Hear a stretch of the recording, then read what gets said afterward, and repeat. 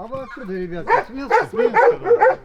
Нам начал пристройку делать. Бабушка Гостик нам.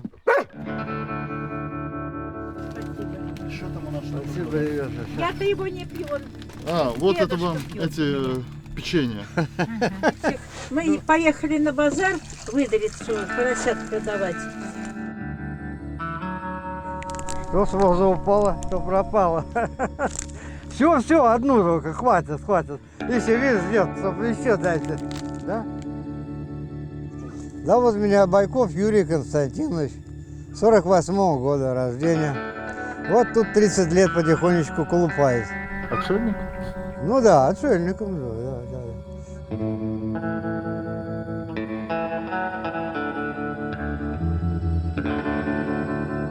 Приезжал на дачу. Зашли на рынок, там тетка одна там в деревне говорит, вот телочку, может, возьмешь на котлеты. Ну давай, посмотрели. Котлеты-то жалко мне. Вырастили коровку. А коровка удачная попалась, такая хорошая. Давала 3 ведра молока. В общем, а с нее и пошло, и поехало.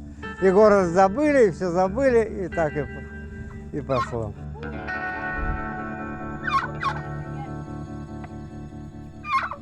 Земля моя, все мое, тут все есть, а построиться я не имею права. А почему не имею права? Потому что не дали этой бумажки вшивой. Сено дам там. Начиналось просто. Значит, дают землю. Сельсовет пришел, да нет, кто там даст? Никто не даст, конечно. Но у меня там было 5 коров тогда. Ну, пишу Москва, Кремль, Горбачеву. Не проходит неделя, с Витебска 2 Волги приезжают черных. Что вы хотели, землю? Я говорю, да, у меня вот 5 коров, некуда не ходить, нигде тут даже и пастить-то негде. Нет проблем, вот выбирайте 3 участка. Ну, я говорю, давай подальше от людей, чтобы не мешать никому. Потому что время такое было тяжелое, все завидуют, то, другое, третье. Ну, мне, конечно, там немножко надавали по ушам, там землей покормили первое время. Ну, в деревне, да. Земли захотел, ну, покормили меня. Что, Ну, побили? ну, конечно, ну так, немножко. Ну как, ну так, не особо, так ногами по башке настучали. Немножко, ну, денек полежал, встал. Нормально. Так мы, значит, взяли тележку, 2 килограмма муки взяли, гвозди ржавых и молоток. Ну и коров 5 коров своих и погнали сюда. Ну, за ночь мы зашли оттуда, с Юховича. Ну да, своим ходом. Ну, под куст легли, пленки было у меня 2 метра, накрылись, ночью переспали. Ну и так и пошло с этому. Я и супруга.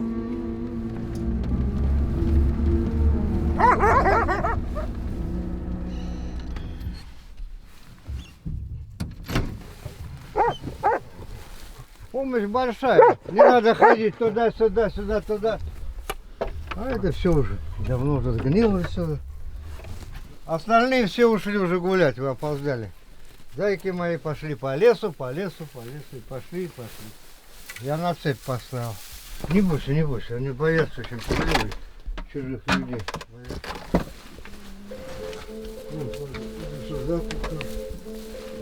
Вы изначально планировали здесь построить дом? Ну да, ее, конечно. Я начал скотник там делать на 50 голов. А потом, знаешь что, хотел, видишь, тут пруд сделать надо. Красиво было бы, да, такой пруд тут. Но опять же все заморочки. Опять статуса нет. Вот все упирается в статус. А раз статуса нет, я не имею права ничего не строить, не делать. Как так? 30 лет фермер живет, был фермером, и не могу ничего поставить. Чудо какое-то. Нет, ну и с ним. Как рыбалка здесь? Ой, я не любитель. Мало рыбы стало совсем. Беднеет, потому что климат меняется, все меняется. И население, раньше же не приезжали городские столько много, понимаешь? А сейчас вот моторка за моторкой, туда-сюда, сюда-туда. Ну, куда? Ну, конечно. Ну, как одиночество? За работой некогда, понимаешь, что там это, думать об одиночестве там или о вас. Работа с утра до ночи так работаешь, шевелишься потихонечку. Это тепличка небольшая. Люблю помидорчики садить. Все остальное. Бабка попалывать любит. Вот подвезу ее на машине, вот она там потом колупается, день ползает. Ну, я люблю. Козлов, наверное, штук 20, а с маленькими уже, наверное, за 30 будет уже. Ну, курочек, наверное, 60-70 там примерно. Гусей 8 гусей, уток 10 десяток. Выйдет и не мешай. Надоело. Игра не такие, блин, невозможно. Ну давай, кофейку, может, грохнем. Сейчас вода закипит, попьете кофе с дорожки. А то вы далеко.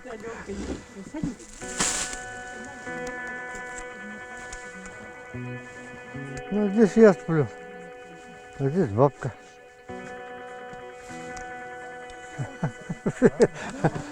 Естественно. 5 канал, Питер смотрим. Ну, бывает, что вот звезда интересная. Я вот смотрю, фермер сделал дорогу, показывает по российскому телевизору. Он дорогу сделал, там трактор у него тонул на своей же земле, сделал дорогу, приподнял ее. Сделал дорогу, это кому штраф дали? 90 тысяч. За то, что разрешение спросил, он сам сделал дорогу. Ну, а куда так дальше? Хотел здесь домик поставить на этом месте, но опять же здесь статуса нет опять. Не хотите перебраться обратно в город, в деревню? Да мне-то особо-то не хотелось бы. Предлагали тут вроде, не знаю, что-то приезжали. Минск не хотите? Не знаю, мне не хочется. Бабка, правда, старая уже стала. Может, и поехал бы, если бы дали бы что. А так нет. Ну чем хорошо? Тишина. У нас свое мясо. Вот вы пойдете в магазин, вы что там покупаете? Там одна химия кругом сейчас. Вот травить себя. А что видишь? А я без лекарств прожил. Видишь, сколько лет? 70 с копейками. Дочка приезжает постоянно, помогает. Ну как она, как время бывает? Раза 2 в неделю, бывает и чаще, а бывает и реже. А кроме дочки мы не знаем так никого. Ну, с Москвы приезжает человек, вот, забирает у меня яички, тот, другой, третий тоже. Приехала эта миллионерша, миллиардерша. Юра, что тебе надо? Я говорю, тракторишка бы надо какой-то. На тебе, пожалуйста. Спасибо, молодец. Хорошая баба. Волки нет, сейчас нету волков. Да, раньше было в 90-х годах много. Ты знаешь, это как осень придет, вот где-то в августе, меня овцу забирают. Одну. А это как дань какая-то. Оброк платил я. Одну овцу заберут. Все. Больше не брали. Все. Пройдет, проводит, и пошли на Россию туда. Тут егерь был. Так у него, егерь-то их стрелял, у него воровали костом. Вот. А я не трогаю, у меня, значит, ну, как сказать, гармония. Стараемся не нарушать потихонечку, знаешь, так живем, лишнюю не берем. Что надо, так вот по мелочи. Соберем, где упало дерево, где сучки подобрали. А сами стараемся это не нарушать ничего. Леса, как свое все, понимаешь? Пошел, ну сломался. Раз спичку зажег, костер разжег и переспал. Какие проблемы-то, да? Почему мы шевелимся? Потому что как только кинул что-то делать, шевелиться, значит приходит уже болезни. Ванька здесь пол перестелил.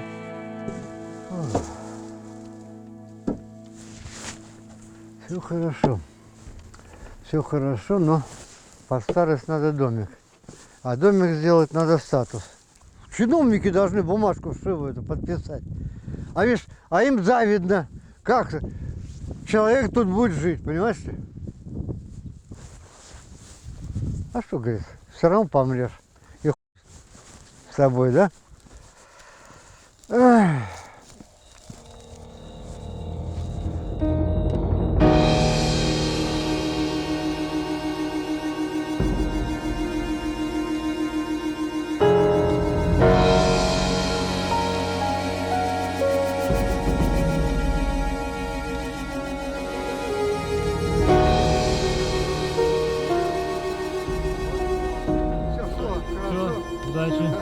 Удачи вам тоже.